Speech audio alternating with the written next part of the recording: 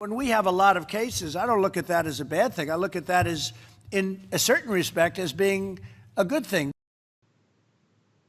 That is Donald Trump attempting to spin the insanely high number of coronavirus cases in the United States as a good thing.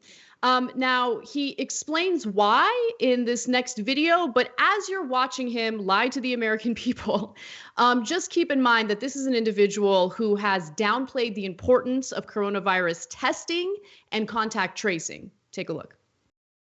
Testing 14 million people, you're going to find many more cases. Many of these people aren't very sick, but they still go down as a case. So actually, the number of cases, and we're also a much bigger country than most. So when we have a lot of cases, I don't look at that as a bad thing. I look at that as, in a certain respect, as being a good thing, because it means our testing is much better. So if we were testing 1 million people instead of 14 million people, we would have far fewer cases, right? So I view it as a badge of honor. Really, it's a badge of honor. It's a great tribute to the testing and all of the work that a lot of professionals have done.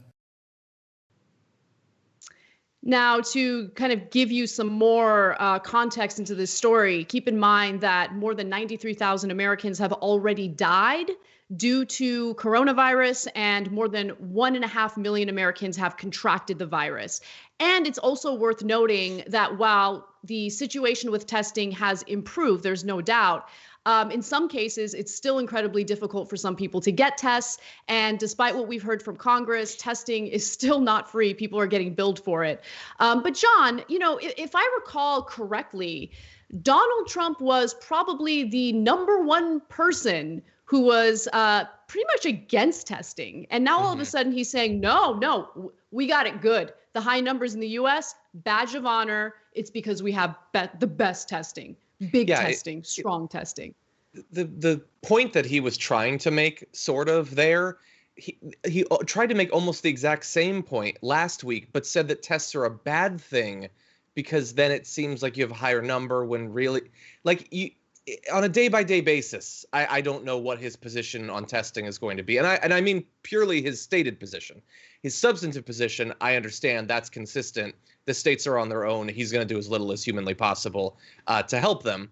Now, thankfully, the amount of testing per day has been trending up because the states have been doing everything they can. That's good. It's still not where it needs to be, but that is good. His point about the badge of honor, though, like, yes, if if we didn't do as much testing, we would have fewer cases. We'd also have fewer cases if we had fewer cases. Like, right. If we hadn't had coronavirus spread all across the country, the numbers would be lower that way too, except that would actually be less sick people rather than your ridiculous metaphor that just involves more national ignorance of the problem. And the issue is that we can, like, yes, I want us to find every case, and having more cases recorded is a consequence of doing more testing. But at the end of the day, also, like, I don't care about his badge of honor for testing or whatever. The number that I care about is 93,000, and that's the number that have already died, and that's a number that he has been running from as fast as he can, and not even acknowledging. Him and Fox News, you'll never hear those numbers again from them. Well, this is also a number that's expected to rise. So by June, the number of deaths is expected to be past 100,000. And it's just such a devastating number, especially when you consider that there could have been efforts made early on in this pandemic when Trump was warned over and over again by various people, including his own trade advisor, about the severity of this pandemic. He did not take it seriously. He felt that his trade negotiations with China were much more important than doing the right thing and protecting Americans from this deadly virus. And, just to quickly debunk his nonsense about testing. And when I say debunk, just the way that he's spinning this as if he's always valued testing and he's been a champion of testing in the United States.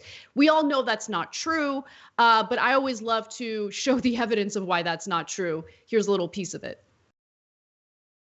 Have a total of 15 cases. And again, when you have 15 people, and the 15 within a couple of days is going to be down to close to zero, that's a pretty good job we've done. Don't forget, we have more cases than anybody in the world. But why? Because we do more testing. When you test, you have a case. When you test, you find something is wrong with people. If we didn't do any testing, we would have very few cases. We have the best testing in the world. It could be the testing's, frankly, overrated. Maybe it is overrated. So there you What see does the that back mean? and forth, right? So the testing's overrated. I mean, wouldn't we want to keep people in the dark about whether or not they have the virus to begin with? I mean, that's the right way to go about it. And look, the testing is just one of his mistakes. I'm going to go through a list. It's not even a incredibly comprehensive list, but here are some of the main issues with the Trump administration's response to coronavirus. So first off, before the virus even hit the United States back in 2018, Trump reorganized the National Security Council, which included the Global Health Security and Biodefense Unit. That was a unit put together by the Obama administration to respond effectively to pandemics. They created this agency during the Ebola outbreak, and Trump decided to disband it. So that's a little bit of an issue. Reuters wrote that in May of 2018, the Global Health Security and Biodefense Unit was disbanded, and its head, who was a top White House official in the NSC for leading U.S. response against a pandemic, left the Trump administration. Some members of the Global Health and Security team were merged into other units within the NSC, but those other units were not tasked with responding to pandemics, which is part of the reason why we were completely unprepared and vulnerable from the very beginning.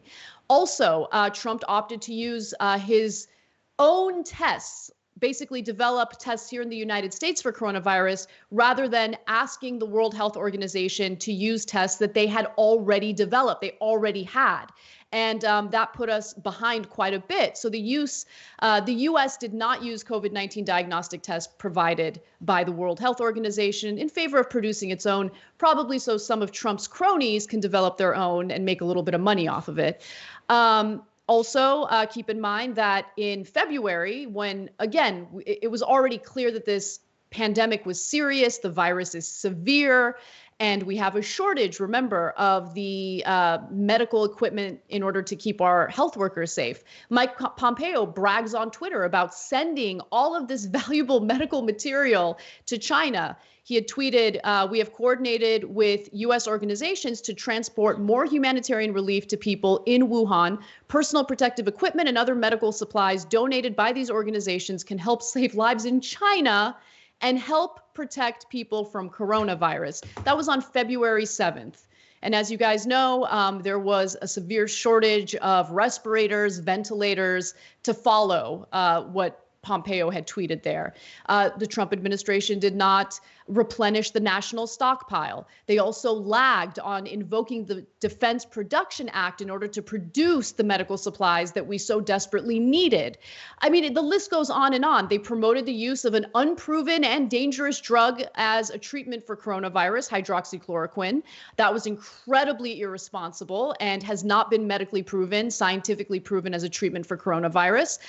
He also fired a Health and Human Services official, Dr. Rick Bright, for refusing to promote the use of hydroxychloroquine as a treatment for coronavirus. And he also egged on, the anti-stay-at-home protesters who were protesting against Trump's own guidelines. It's just unbelievable. So he's the failure. This is not a badge of honor. Okay, nearly 100,000 people have already died. This is not something to be proud of. And I'm glad to see at least some Republicans on social media calling Trump out for this. This is not good framing at all.